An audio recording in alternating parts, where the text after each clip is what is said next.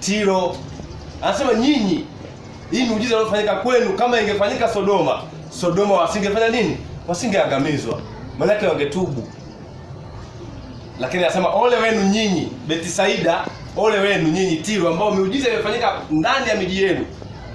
Miujiza imefanyika kwenu lakini hamkufanya nini? Hamkutubu. Ole.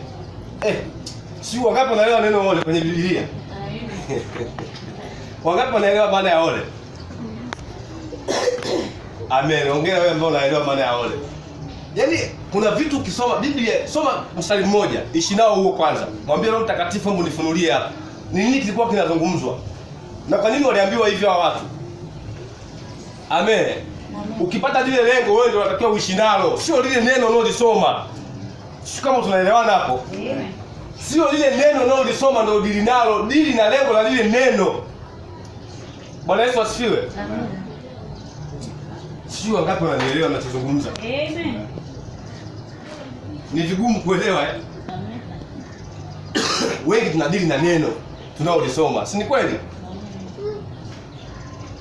Yohana 3:16, kwa jinsi hii Mungu aliupenda ulimwengu hata akamtoa mwanae wa pekee ili kila amwaminie asipotee. Weka nukta hapo, ishi na hapo kwanza.